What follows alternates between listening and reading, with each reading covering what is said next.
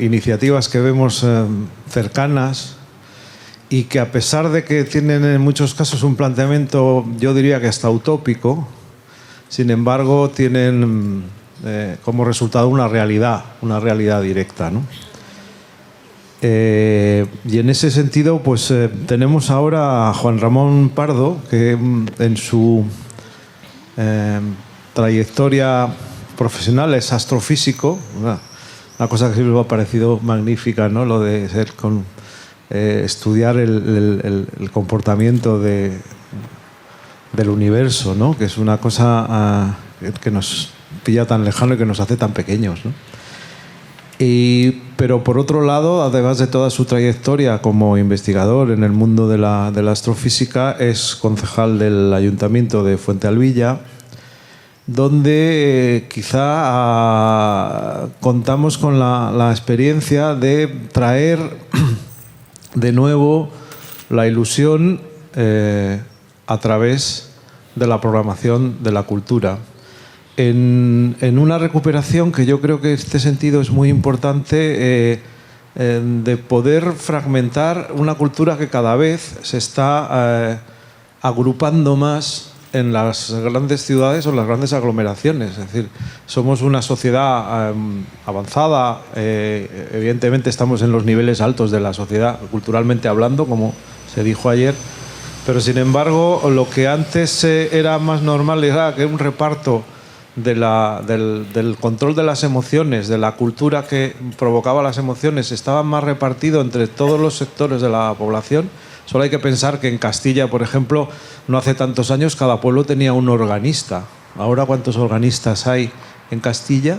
Tenemos órganos y no tenemos organistas. Y antes había organistas. Organista significa un señor que sabe música, que ha estudiado música, que sabe composición, armonía, sabe leer partituras, compra partituras para tocar cosas en la iglesia. Es decir, es un señor que transporta la cultura universal y que, sin embargo, ahora, por las razones que sean, no sabemos muy bien, porque están agrupadas quizá en las grandes ciudades, y aquellas ciudades ya de tipo medio e incluso pequeñas tienen ciertas dificultades incluso para mantener un cine, ¿no?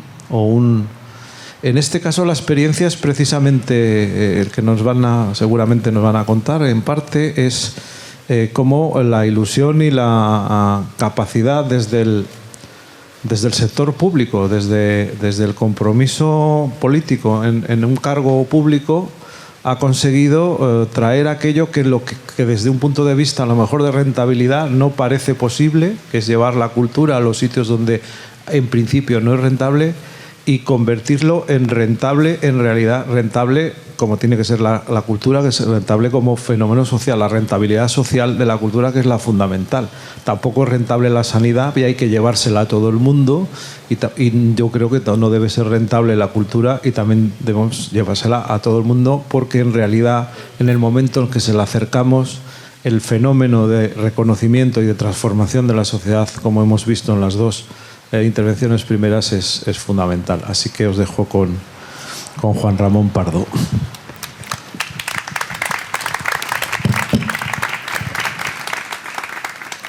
Bien, pues muchas gracias por la introducción. Yo quería comenzar dando las gracias a Carmen por invitarme a estos encuentros, que la verdad yo me he llevado una gratísima sorpresa. Cuando estaba preparando el PowerPoint, yo pensaba en lo típico de los eventos a los que yo suelo acudir, que son congresos de astrofísica. Una sala oscura, con señores ahí todos con cara de mala leche, intentando a ver dónde están los fallos en tus razonamientos de los estudios que has hecho, para después en las preguntas machacarte. Y me he encontrado con este entorno tan agradable, con estas charlas, estas presentaciones tan magníficas. Tengo que decir que es un papelón hacer la mía después de esta sublime de Íñigo, pero tengo que decir que en mi caso, digamos que entronca muy bien, porque lo que yo voy a presentar puede decirse que es como un pequeño subconjunto de lo que él ha presentado, porque la idea fundamental en mi historia es básicamente que yo quería hacer la 9ª Sinfonía de Beethoven en mi pueblo. Ese era mi sueño. Y bueno, pues aquí voy a contar toda la historia. Para poner en contexto pues, todo lo sucedido en Fuentealbilla en estos últimos 12 años, tengo que hablar un poquito de mí, de mi carrera profesional, para entenderlo. Yo estuve haciendo mi tesis doctoral en el Observatorio de París, en Francia. Tuve la fortuna de estar viviendo allí 3 años, donde además pues, hice amistades con personas de ese observatorio que bueno, estaban digamos, muy bien relacionadas. Bueno, pues tuve la oportunidad, gracias a eso, de codearme con gente importante de París y también poder asistir a grandes manifestaciones culturales en la capital francesa.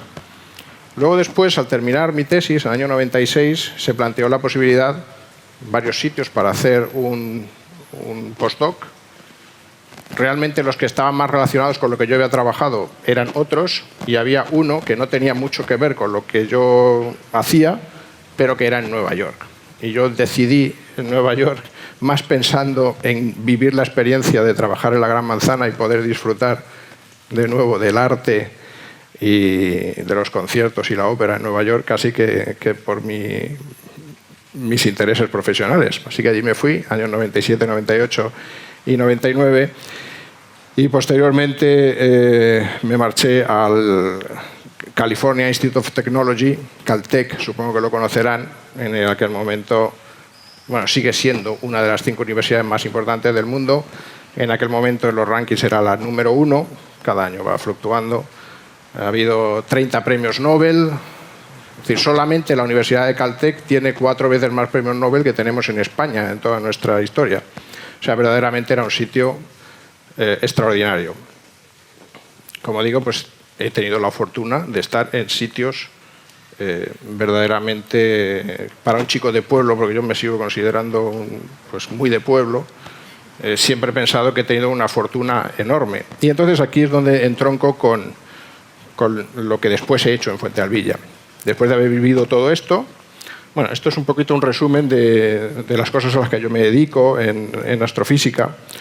Básicamente yo hago estudios del medio interestelar, circunestelar, estudio también estrellas como el Sol, pero en la parte final de su vida. Lo digo porque me he dado cuenta de que a lo mejor hablar un poquito de astrofísica pues les puede interesar, ¿no? Y además es que yo me he dedicado también parte de mi tiempo a intentar hacer divulgación de la astrofísica a partir precisamente de la música. Y lo vamos a ver en un momento. Entonces, como decía, bueno, pues esta carrera profesional me ha permitido además estar en sitios magníficos. Bueno, y está un poquito pues, el resumen de lo que hago. Y estas son las aventuras de un astrónomo, las cosas que hacemos para obtener datos en los observatorios. En la imagen de la izquierda estoy encaramado ahí en una grúa intentando alinear unos espejos en un radiotelescopio que está en Mauna Kea, en Hawái. Es el volcán más alto de las Islas Hawái y está uno de los observatorios más importantes del mundo. Y yo, bueno, pues, a través de mi etapa en Caltech pude hacer observaciones allí en múltiples ocasiones y forman parte, por así decirlo, del grueso de mis publicaciones científicas. Y luego a la izquierda, a la derecha, tenemos una imagen mía en un observatorio de los Alpes franceses, que a mí siempre me gusta contar la historia de que, bueno, la historia real de lo que sucedió, que yo subí allí a hacer unas observaciones y de pronto me pilló, cuando estaba arriba, una de estas huelgas salvajes que hacen en Francia en el sector de los transportes, donde allí no hay servicios mínimos ni hay nada, se para todo. En el año 95 ocurrió una de estas huelgas y no había manera de regresar a París, no había manera ni siquiera de salir del observatorio. Así que yo por las tardes me dediqué a construir un iglú. Este es ya al final del trabajo. Y bueno, pues cuando ya terminé el iglú, los compañeros del observatorio me dijeron: hay que ver, han venido aquí a observar gente de Canadá, de Finlandia, de Suecia, y al final el que ha construido un iglú ha sido un español. Le digo, sí, pero os tenéis que dar cuenta que mi iglú tiene un estilo arquitectónico de chozo de pastores manchegos. Lo podéis ver ahí perfectamente, que no es el típico iglú. Si habéis paseado por La Mancha veréis que son así los chozos de los pastores. Bueno, es una profesión verdaderamente apasionante y que además pues, le permite a uno ir a sitios increíbles. Esta es una imagen desde el nivel del mar de esa montaña sagrada para los hawaianos y también para la astronomía, que es Mauna Kea, 4.200 metros sobre el nivel del mar, donde está este observatorio. Y justo abajo pues, tenéis esa playa famosísima de Hapuna Beach, en el lado de Kona, de la gran isla de Hawái. Bueno, pues vamos a hablar de astrofísica. Y simplemente traigo esto, antes de pasar al tema principal, porque se cumple en estos días el 50 aniversario de la llegada del hombre a la Luna.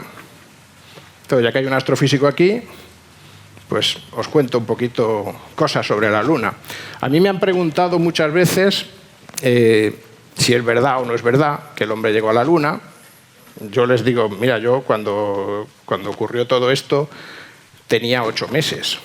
Yo nací en noviembre del 68 y esto, julio, pues 8 o 9 meses. Digo, así que ni lo vi por televisión ni nada. Lo que sí que ocurrió al cabo de los años es que yo realicé unas observaciones sobre la Luna y bueno, a partir de lo que yo observé, pues puedo decir que científicamente hay una coincidencia entre los resultados científicos obtenidos por mí y bueno, pues lo que se supone que son las rocas lunares que trajeron esas misiones a la Tierra. Estas son las observaciones mías. Bueno, aquí podéis ver, esto asusta un poco. Esto se trata de un eclipse de luna que hubo en el año, no sé si 99 o 2000, un eclipse de luna. Básicamente un eclipse de luna es que tenemos, está el Sol, la Tierra, la Luna está detrás y hay un alineamiento de manera que la Luna pasa por la sombra de la Tierra. Cuando están los tres cuerpos alineados, pues se produce un eclipse como este, es prácticamente perfecto. Hay un momento en que la Luna está justamente en el centro de esa sombra. Entonces, con un radiotelescopio nosotros lo que podemos es medir la temperatura. Un radiotelescopio básicamente es como un termómetro, es capaz de medir de una manera muy precisa la temperatura de los cuerpos. Entonces, en la gráfica de arriba, a la derecha arriba, aquí en rojo, tenéis la temperatura medida en el momento anterior al eclipse, que son 340 grados Kelvin. Traducido a... Bueno, el cero está en 273, o sea, esto significa 67 grados de temperatura. Entonces, colocarte en el centro de la Luna en el momento en que el Sol se da justo de lleno, pues no es muy agradable. Y esto explica también por qué la misión americana pues, tuvo que elegir de manera muy cuidadosa cuál es el sitio en el que aterrizar, para temas de tener un lugar plano, pero que además la temperatura fuera idónea, etc. Bueno, y en el momento en que el eclipse va progresando, pues ¿qué es lo que ocurre? Que la temperatura de la superficie, como no hay atmósfera, empieza a bajar muy rápido. Y es lo que van viendo en las diferentes gráficas, se va viendo como la línea roja. Tenemos una referencia a los puntitos negros y se ve como esa línea roja pues es el descenso de la temperatura. Lo que tenemos en este eje es la frecuencia y como podemos ver la temperatura a frecuencias más bajas baja más lentamente que a frecuencias más altas. ¿A qué se debe eso? Frecuencias más altas significa longitud de onda más corta, significa que las ondas penetran menos en la superficie lunar y entonces el descenso de la temperatura, por supuesto, ocurre mucho más rápidamente justo en la superficie y conforme se va penetrando hacia adentro, el descenso de temperatura, digamos que va más lento porque hay una inercia térmica. Entonces, pues directamente con esto estábamos midiendo ese fenómeno. Y además, en la curva de abajo, lo que hicimos fue compararlo con modelos térmicos de enfriamiento de las rocas basados en medidas de la regolita lunar que había traído las misiones Apolo. Y la coincidencia entre los resultados nuestros y esas medidas de las propiedades térmicas de la roca lunar pues era muy buena. Entonces yo pues a la gente le cuento esto. Yo no te puedo decir, no estaba allí, pero sí que científicamente pues, las rocas que trajeron y las medidas que yo he hecho coinciden muy bien. Y en ciencia pues, nos basamos en estos hechos científicos para afirmar que las cosas pues, tienen visos de ser realidad. Así que esta es mi versión sobre que efectivamente el hombre estuvo en la Luna. Bueno, hecho este inciso, y volveremos a hablar de astrofísica un poquito más adelante, algunos de los sitios en los que yo disfruté grandes espectáculos, este supongo que lo conocen, Metropolitan Opera House, en Nueva York. Yo aquí, pues fácilmente iría a presenciar 70 o 80 óperas durante los años que estuve allí. Prácticamente todo lo que hubo en esas temporadas y en viajes posteriores que he hecho, siempre voy. Y esta otra sala también la conocerán, es la sala principal de Ópera Garnier en París. Tienen un punto en común las dos, hablando de temas del arte. ¿Saben cuál es? Que en ambas están las pinturas de Marc Chagall. Aquí pueden ver, en los dos lados hay dos grandes murales en el Metropolitan Opera House, que son de Marc Chagall, y la cúpula de Ópera Garnier es también un fresco de Marc Chagall, que por supuesto está tapando otro fresco anterior de época neoclásica. Bueno, como digo, en ambos sitios pues vi una gran cantidad de óperas y también otros conciertos en otras salas, etcétera. Y lo que decía nuestro amigo Íñigo, el poder transformador de la música. Yo soy un chico de pueblo que hasta los 20 y tantos años realmente no había visto nada, no había tenido oportunidad de emocionarme con el arte a grandísimo nivel como es este. Y para mí tener la oportunidad de acceder a todas estas cosas pues transformó completamente mi vida. Les pongo aquí dos ejemplos de sesiones o veladas que yo recuerdo con especial intensidad. A la izquierda tenemos Sansón y Dalila en la temporada 99-2000 en Metropolitan Opera House. El papel de Sansón lo interpretaba Plácido Domingo, cuando todavía estaba en su época de gran tenor. Y Olga Borodina era la mezzosoprano. Y yo recuerdo el momento del aria Réponse à ma tendresse,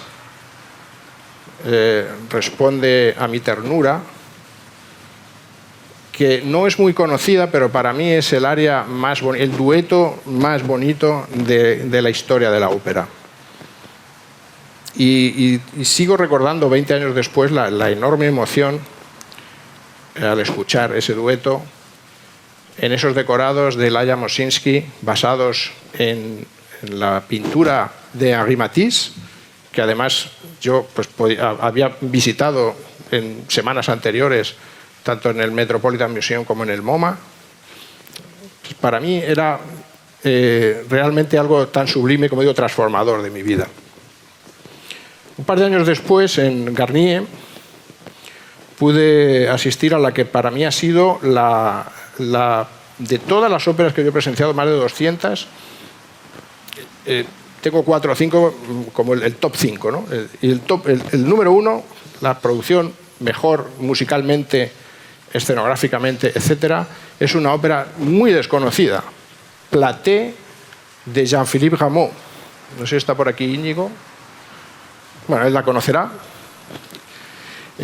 Básicamente esta ópera es una ópera bufa del siglo XVIII, francés, ópera ballet, hay muchas partes de ballet.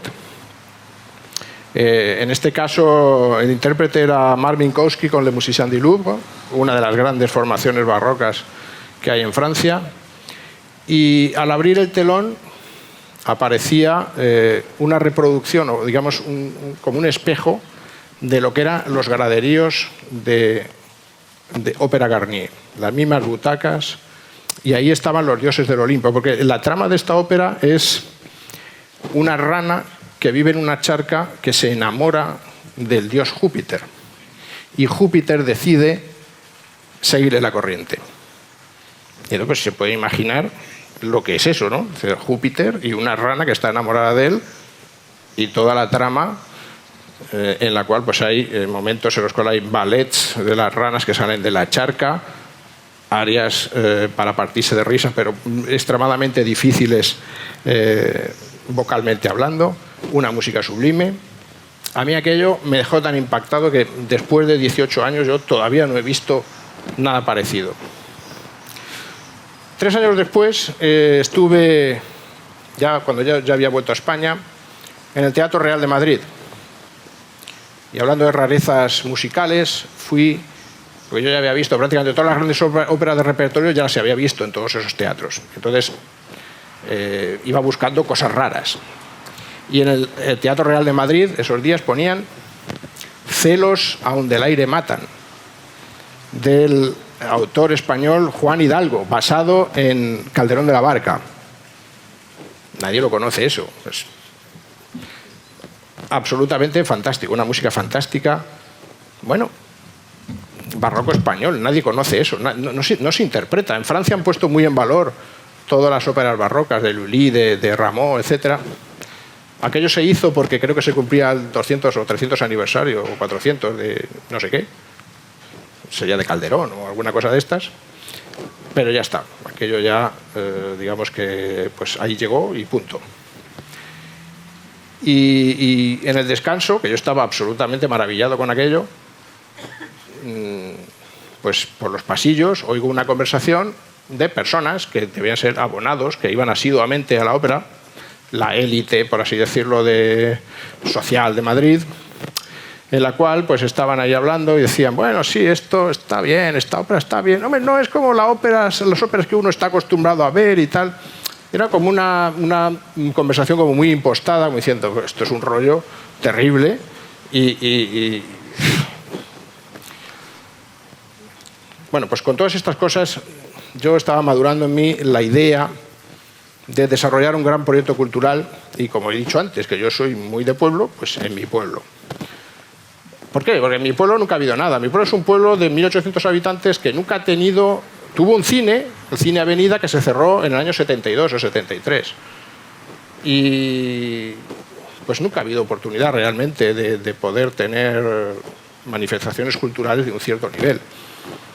Yo pensaba, oye, pues es un reto importante en mi vida intentar conseguir que en mi pueblo, si no disfruten como yo disfruto, yo soy un auténtico loco, como he dicho, porque con estas cosas me emociono a un grado extremo, intentar que realmente la gente de mi pueblo, gente que nunca ha tenido contacto ni con la música sinfónica, ni con la ópera, ni con otras cosas, pues pueda tener por lo menos acceso y ver qué pasa. Ese fue un poco la génesis. Estamos hablando del año 2005. Año 2006, yo voy un día tranquilamente a echar una carta, estaba yo de vacaciones en mi pueblo y voy a echar una carta a Correos, y el señor de Correos pues resulta que había sido alcalde y se iba a presentar de nuevo para alcalde. Y entonces me ve y me dice, oye, Juan Ramón, ¿tú que te gusta tanto todo esto de la música y tal? Porque yo siempre estoy hablando de estas cosas. Y el año que viene hay elecciones, año 2007. ¿No te llamaría poder desarrollar un proyecto cultural aquí? Claro, yo como eso ya lo llevaba en mente, digo, vaya hombre, me ha leído el pensamiento. Total, que yo le dije, bueno, pues sí, me lo voy a pensar y tal, pero bueno, yo en cuanto me lo dijo, digo, pues mira, esta es la manera.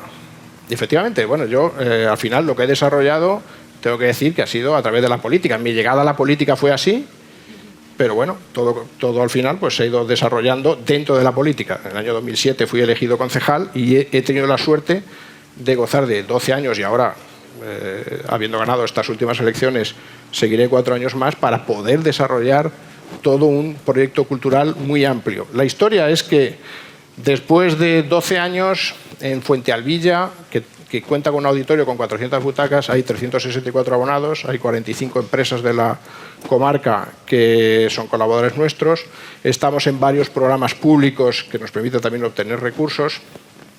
Hemos organizado este año la primera ópera con orquesta en directo, Caballería Rusticana de Mascagni. Hemos hecho una sinfonía de Mahler Hemos tenido recientemente, en 2018, a Albert Boadella. Hemos tenido a Lola Herrera con 5 horas con Mario. En 2017 contamos con el desaparecido Arturo Fernández, con esa última obra que estaba todavía en cartelera en Madrid hace unos días, Alta Seducción. Pues esa obra, prácticamente cuando la estrenó, la hizo en Fuentealbilla. Y en Fuentealbilla se habla de cultura, y en Fuentealbilla la cultura tiene un peso grandísimo, grandísimo. A mí la gente me para por la calle y me pregunta: oye, ¿qué va a pasar si tú no sales elegido o si lo dejas? Es una conquista que la han hecho suya y que no la quieren perder.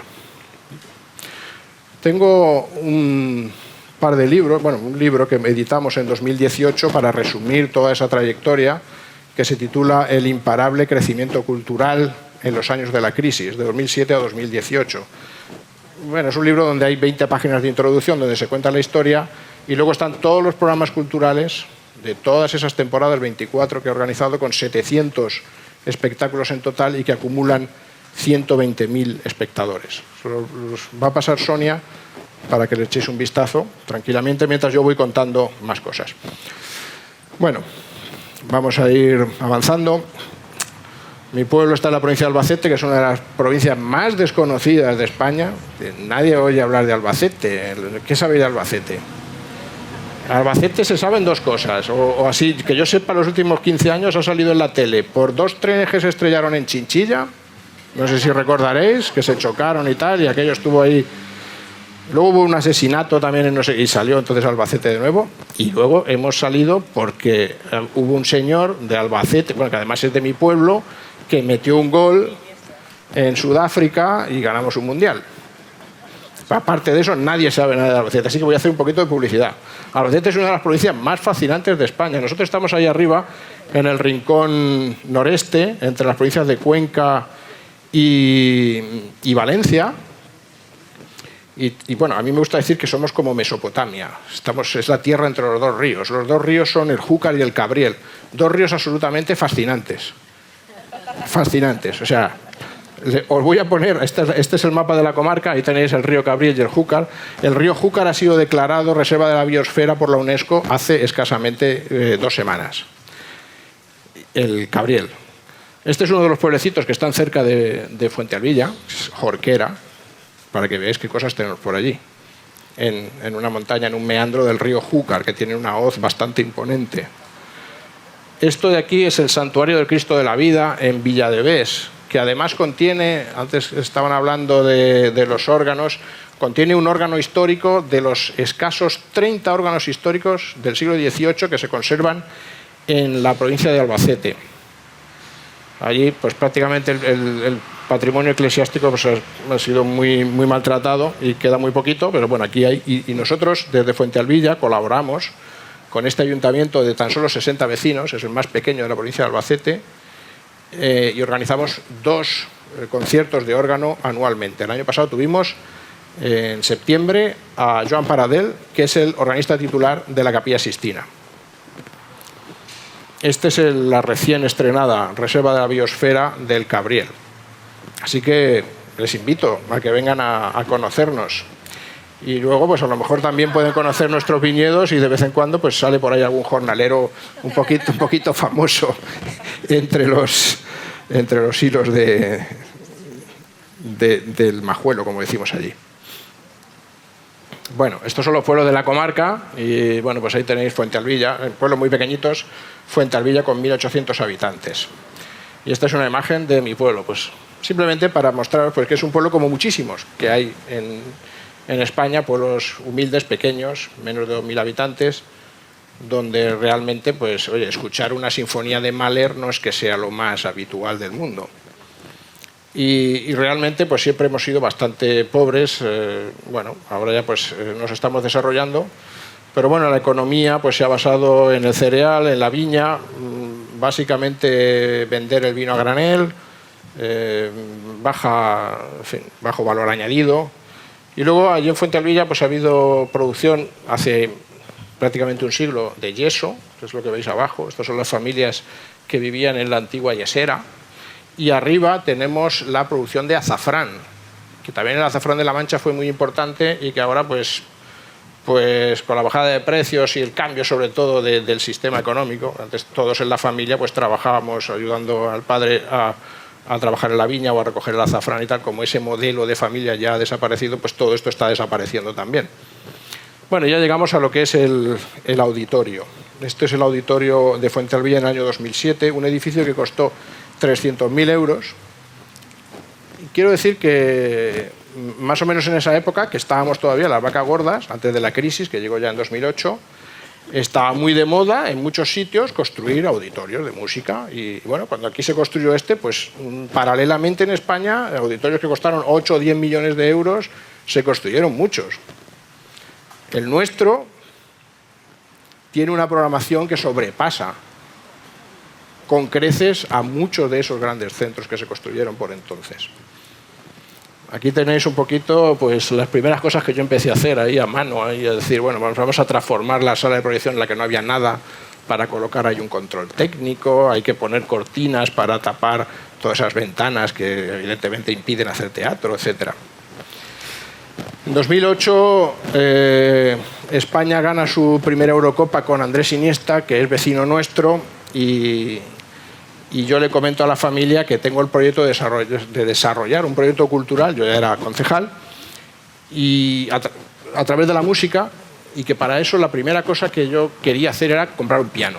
Comprar un piano para a través de ahí pues hacer como un festival, y hacer jazz, hacer conciertos de música clásica, traer algún soprano, tenor, estas cosas, ¿no? En 2008 ese piano se compra gracias a una donación de la familia Andrés Iniesta. Este es el día de la inauguración. Creo que fue el día de Navidad o el día anterior, con Andrés Iniesta y este ya es uno de los primeros llenos que hubo en el auditorio. Y en 2009 pues empiezan por así decirlo, a surgir gran cantidad de ideas, porque lo mío no era solamente, yo no quería solamente desarrollar un proyecto cultural, es decir, conseguir dinero y hacer muchas cosas, sino crear cosas nuevas. Y un día, en una cena con una amiga de Fuentealbilla que vivía en Madrid, y su marido, pues yo le comento, mira, tenemos el piano, vamos a intentar crear algo en torno a este piano y tal.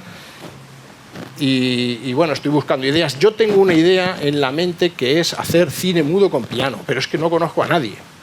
No tengo ni idea, no conozco a ningún pianista, gente que se dedique a esto. Yo no conocía el mundillo.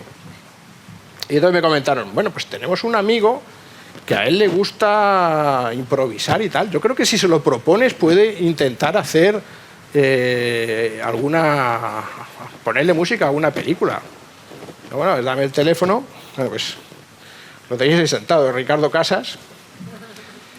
Y se lo propuse. Le mandé el DVD de El Chico, que me la aconsejaron en la Filmoteca de Albacete. Yo creo que esta película, que es una película que gusta en general a todo el mundo, es más bien corta, 50 minutos, se adapta bien para trabajarla. Hablamos por teléfono, se la mandé y dice, sí, yo la trabajo, tal, pues sí, es interesante. Esta foto se la tomé, acababa de llegar a Fuentealbilla el día que habíamos acordado para el estreno. Era una aventura, yo no sabía aquello cómo iba a resultar. Llegó allí, se puso a tocar el piano, ahí a probar un poco, y nada, y se hizo la película. Ahí tenéis la imagen, la proyección y él tocando. Es su primera actuación como pianista de cine mudo. Allí arrancó la carrera exitosa de Ricardo. Bueno, aquello fue un boom, o sea, es que eso gustó de una manera increíble. Y ahí yo ya vi que efectivamente, que las ideas, aunque puedan parecer descabelladas, si se tiene mucha fe en ellas, al final la gente te acaba acompañando. La gente del pueblo todo esto lo tomó con entusiasmo, y es lo que al final lleva en volandas todo el proyecto. Año 2009, en mi carrera profesional, fue muy importante por el Año Internacional de la Astronomía. Yo trabajé en el CSIC para traer un proyecto de Estados Unidos que hacía divulgación astronómica mediante la música. Entonces eran unas producciones hechas en el Planetario de Chicago, que se interpretaba con una orquesta sinfónica y ahí aparecían pues, unas imágenes del universo. Pues, os podéis imaginar, una producción americana, aquello era impresionante. Una orquesta con 85 músicos, la obra que se interpretaba era cuadros de una exposición de Mussorgsky y las imágenes eran en coreografía con la música, etcétera, increíble. Bueno, yo lo traje, se hizo este concierto en el auditorio de Cuenca y en ese momento yo pensé que no era suficiente traer algo de fuera y bueno, pues sí, es muy, muy bonito, muy espectacular, pero yo quería crear algo hecho por nosotros. Y entonces se me ocurrió la idea de la pequeña serenata astronómica, en la cual en mi mente quise combinar, por un lado, ideas de astrofísica, por otro lado, música, en este caso la música de Mozart, que la elegí porque es muy conocida por todo el mundo y además requiere una orquesta más bien pequeñita, una orquesta de cámara, con lo cual era más fácil también económicamente y para moverlo. Y también metí por ahí a Don Quijote, pues basándome en ese capítulo del segundo libro donde, como sabéis, a lomos de clavileño imaginariamente sale al espacio, etc. Pues todo eso lo metí en un vídeo. Hablé con un chaval de mi pueblo que se dedicaba a la producción multimedia, le comenté, le hice un guión y entre él y yo lo hicimos y eso tuvo un éxito. Eso tuvo un éxito espectacular y se llegó a hacer en 50 auditorios, tanto de Castilla-La Mancha como fuera de la región. Voy a poner un trocito, porque os he dicho que íbamos a volver a la astrofísica. Ese primer movimiento de la pequeña sonata nocturna de Mozart, pequeña sonata astronómica, vamos a ver imágenes en las cuales vemos una recreación de la creación del universo en el Big Bang. Se crea el espacio-tiempo a partir de una singularidad. El espacio-tiempo pues, se acaba creando con unas líneas de un pentagrama. A partir de ahí vienen las primeras galaxias. Esas primeras galaxias aparecen en ese pentagrama al ritmo de la música, siguiendo las notas.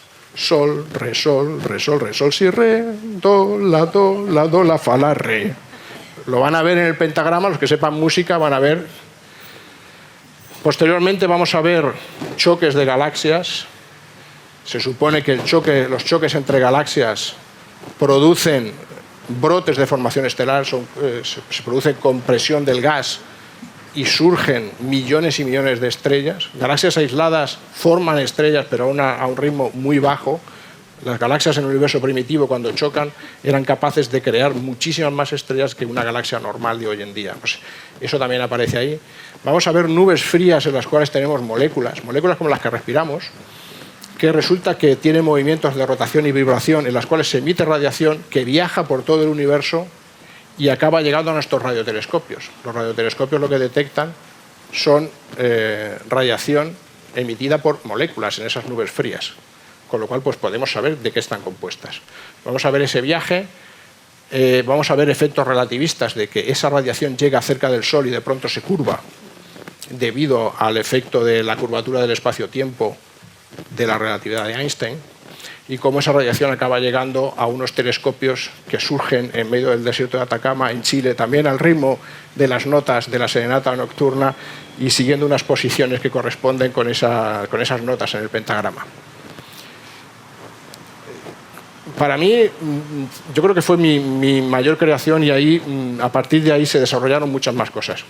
Pero vamos a verlo porque creo que son 5 minutos para que los disfrutéis. A ver.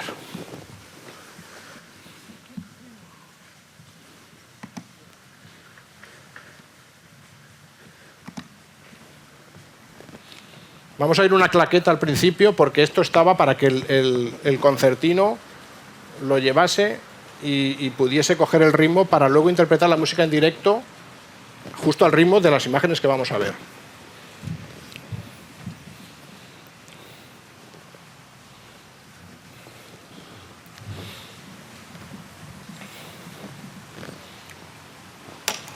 La claqueta.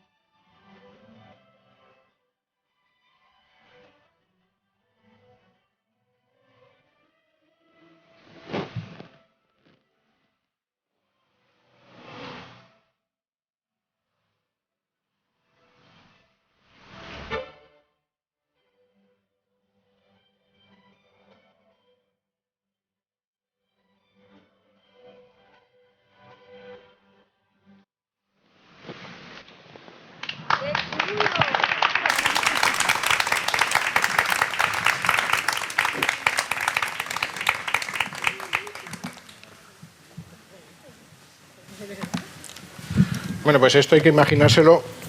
En el evento yo hacía una pequeña conferencia de 15 minutos donde explicaba todos estos conceptos de astrofísica que aparecen ahí, porque en 5 minutos aparece una cantidad de cosas tremenda. Y salía la orquesta y la música se interpretaba en directo. Se apagaban las luces, estaba ahí la orquesta de cámara con 15 músicos. Este es el primer movimiento, hay 3 movimientos más. Y la verdad que la reacción de la gente era espectacular. Esto tuvo un éxito tremendo. De esta manera, Fuentealbilla se convirtió no solamente en un centro cultural importante, sino que además empezamos a crear artistas, o por lo menos estar en el origen, y además a exportar espectáculos. Bueno, pues vamos a ir viendo un poquito ya el final de la historia. Este es el concierto en Cuenca con la producción americana. 85 músicos con cuadros de una exposición. La verdad que era una cosa muy impresionante, pero como yo os decía, yo quería hacer una producción nuestra. Luego la gente me decía que la nuestra realmente tenía mucha más chispa. Aquí tenemos el día de su estreno, en 2009, en Quintanar de la Orden, el Festival de Música de Quintanar de la Orden. Ahí me tenéis a mí, junto con Antonio Castillo, que es el realizador multimedia, y la orquesta, la sección barroca de la Orquesta Sinfónica de Albacete. Y ahí tenemos un fotograma del segundo movimiento. En el segundo movimiento ya aparece Don Quijote. En él se recrea la batalla contra los molinos de viento. Las aspas de los molinos se convierten en galaxias espirales y Don Quijote batalla contra esas galaxias. Y ese es uno de los fotogramas. Luego, nosotros... esto tuvo tanto éxito que nos pidieron hacer un DVD educativo para editarlo tanto en el CSIC como en Castilla-La Mancha. Y al final hicimos una grabación de sonido para que veáis un poco lo que es el asunto. El que lo grabó y hizo toda la mezcla fui yo, que yo no soy ingeniero de sonido ni nada que se le parezca.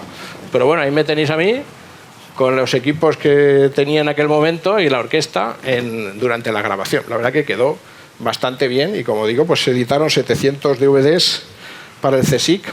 Uno de ellos se lo dieron a Su Majestad el Rey actual, cuando era príncipe de Asturias, y luego editamos 2000 para la Junta de Castilla-La Mancha. En 2010 sucede un hecho histórico para nuestro pueblo que también tuvo su importancia para nuestro modelo cultural, porque de pronto nos convertimos en un pueblo muy famoso. Fuentealbilla, nadie sabía hasta entonces ni quiénes éramos ni dónde estábamos. Ahora uno dice Fuentealbilla y ya lo primero que te dicen es, pues a mí eso me suena de algo. Bueno, evidentemente también el hecho de que Andrés Iniesta marcase este gol, se hiciese tan famoso, pues... Tengo que decir que hay artistas que cuando yo hablaba con ellos me dijeron, ¿a Fuentealbilla? Pues sí, yo a Fuentealbilla quiero ir. Porque, en fin, me gustaría ir a conocer el pueblo de Iniesta y tal, y, en fin, hacerme una foto ahí. Bueno, pues algunos artistas me decían rápidamente, porque yo les comentaba, oye, que yo el caché que tienes, 14.000 euros, no lo podemos pagar. En fin, hay que negociar. Sí, bueno, pues nada, negociamos. Bueno, algo nos ayudó también. Artistas famosos que han pasado por el auditorio voy a pasar muy rápidamente para que veáis uno que se ha hecho tremendamente popular y que ahora mismo ya es imposible de contratar, Ara Malikian. Ara Malikian lo hemos tenido en 6 ocasiones. Aquí tenéis uno de esos conciertos, ha actuado 6 veces allí. Además, en una de ellas, el día de Navidad del año 2010, como nosotros no teníamos unas condiciones técnicas muy buenas y la verdad que llevábamos el auditorio muy siempre al límite, pues resulta que un cable, digamos, el plástico, demasiada potencia en el foco, el plástico se quemó, el cable tocó con una barra de hierro que había y nos quedamos sin luz, a oscuras completamente, cuando estaba Ara Malikian tocando. Se fue la luz, pero la fase del sonido se quedó funcionando, con lo cual estaba todo a oscuras, con 500 personas, porque además rebasamos el aforo, podéis ver ahí las sillas extras colocadas al fondo, y Ara Malikian tocando totalmente a oscuras, que remató de tocar la pieza que estaba tocando, y terminamos ese concierto con unas velas que trajo el vecino. El vecino colocó unas velas ahí en el escenario y así terminó la velada. Bueno, esto es ya el folleto de la temporada 2011, que está por ahí en el libro que está circulando. Aquí hablamos ya, tenemos más de 300 abonados. Ya en aquel momento habíamos conseguido superar la cifra de 300. Hoy estamos en 364 porque no podemos admitir más. Tenemos 400 butacas y ya las butacas que quedan no las puedo dar para abonados porque son sitios que tienen mala visibilidad. Entonces, pues, bueno, tenemos esa limitación. En aquel entonces, en el año 2011, ya llamaba mucho la atención, lo he hecho en Fuentealbilla y, bueno, me llamó el gobierno de Castilla-La Mancha. Y yo dejé durante 3 años mi profesión de astrofísico para ser jefe de servicio de actividades culturales en la Junta de Castilla-La Mancha. Tengo que decir que la experiencia, bueno, no fue a lo mejor tan exitosa como en Fuentealbilla, porque llegué en el momento en que había unas deudas terribles y además con un gobierno que tampoco es que tuviera mucha voluntad de decir, bueno, pues se va a intentar pagarlo de atrás, pero vamos a intentar realmente buscar vías nuevas. A mí lo primero que me dijeron cuando llevaba 6 meses allí era que la red de teatros de Castilla-La Mancha se iba a derogar, se iba a suprimir para siempre.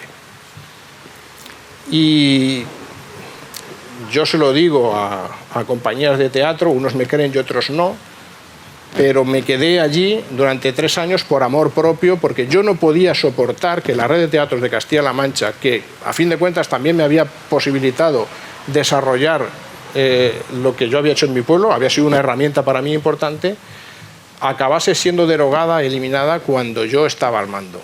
Para mí eso era insoportable.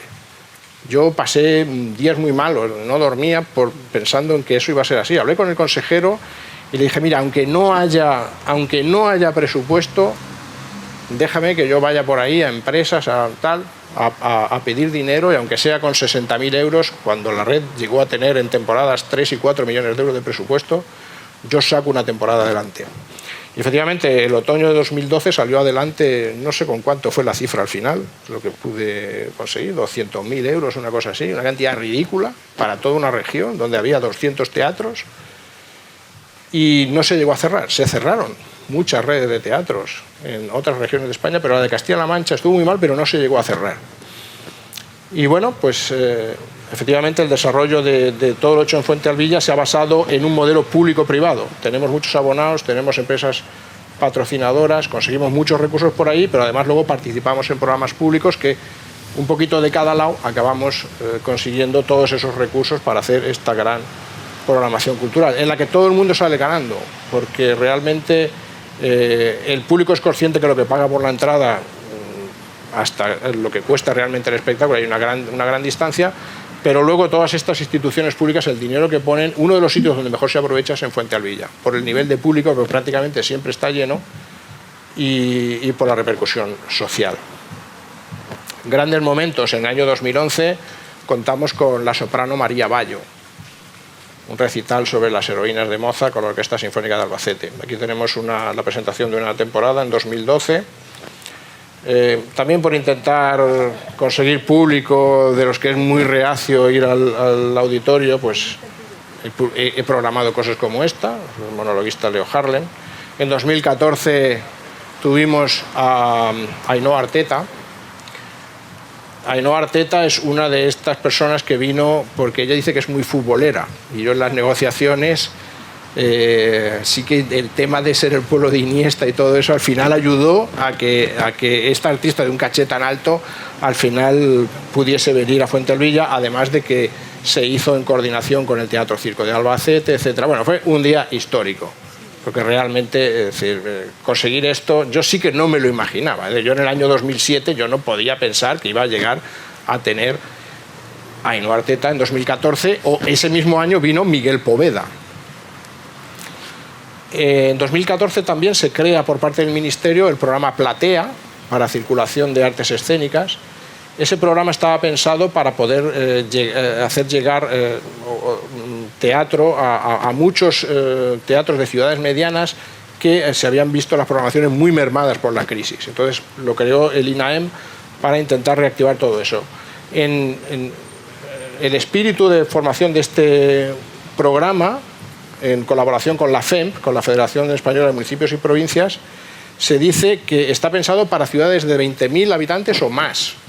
Nosotros tenemos 1.800, somos el mismo más pequeño, pero a pesar de eso acogemos el número máximo de espectáculos año a año y somos los que tiene la media de espectadores más alta. Espectáculos que han venido después, pues aquí tenéis a José Mayuste con La Cena de los Idiotas en 2015. Y lo que os decía, el sueño que yo quería realizar, la 9ª Sinfonía de Beethoven en Fuentealbilla, 2016, se hizo posible. Luego Fuentealbilla tiene una pequeña pedanía, Bormate, que tiene 200 habitantes, pues ahí, aprovechando el famoso plané de los años 2008 y 2009, construimos un pequeño salón de actos y ahí también tenemos parte de nuestra programación. Aquí tenéis uno de esos actos y podéis ver el público que se ve y tiene 200 habitantes, o sea que prácticamente el 75% del pueblo estaba ahí metido ese día en ese espectáculo de flamenco. El entrañable Arturo Fernández en 2017. Yo tengo que decir que cuando llegó Arturo Fernández, llegó la producción con un tráiler que no cabía por la calle, no, la verdad es que quedamos impresionados. Qué profesionalidad. O sea, llegó a Fuentealbilla con una producción como si fuese a actuar en Madrid, en el mejor teatro. Y luego, un día verdaderamente histórico. Yo recuerdo que entró por la puerta, se quedó mirando, la escenografía estaba montada y le dijo a uno de los que estaba en el escenario: oye, la cortina esa está un poquito arrugada, estírala y ponla así. O sea, era una meticulosidad. Estuvo con la actriz diciéndole exactamente, el jefe técnico que yo tengo y yo, estuvimos ahí sentados simplemente presenciando esa escena de media hora, él poniendo a punto todo, que fue impresionante. Aquí tenéis ya durante la representación. En 2018 tuvimos a Albert Boadella con el Sermón del Bufón, que todavía lo está representando. Lola Herrera con 5 horas con Mario. Nos atrevimos a salir fuera del auditorio a una finca manchega que está a unos 30 kilómetros de Fuentealbilla y programar un concierto de música de Vivaldi. Y esto no tiene mucha... sí, pues es dentro de la línea, pues vale, un paso más. Este concierto se programó el día de la final de la Copa de Europa en la que jugaba el Real Madrid el año pasado. Y como sabéis, el fútbol, a mí siempre me han dicho los programadores, el día que hay fútbol, y más si es una final y tal, no se te ocurra programar, eso es imposible, vas a estar solo. Pues ahí reunimos a más de 300 personas y yo, os tengo que ser muy franco, ya no miro ni cuándo juega el Madrid contra el Barcelona, ni cuándo es la final de no sé qué.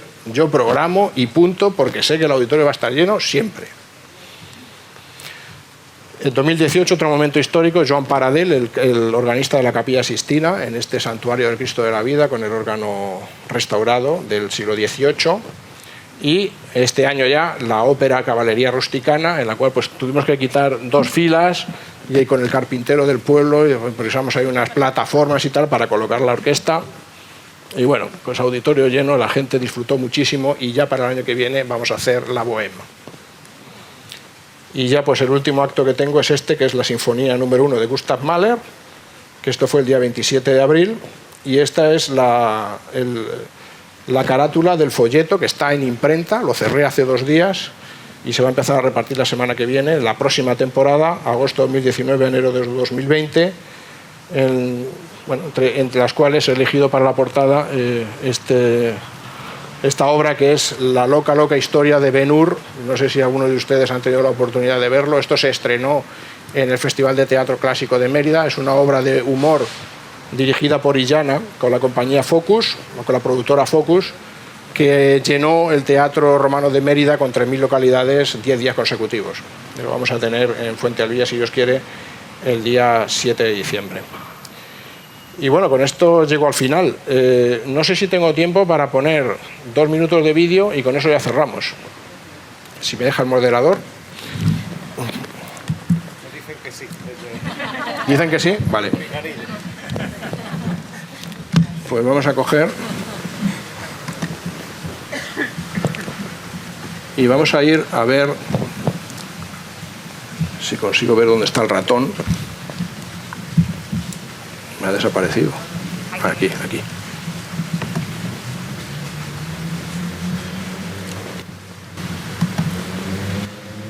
Como os digo, yo soy muy melómano y tenía la ilusión de programar a Gustav Mahler. Después de haber hecho la 9ª de Beethoven, quería programar a Gustav Mahler. Les voy a poner el final de esta sinfonía número 1 en el Auditorio de Fuentealbilla el 27 de abril.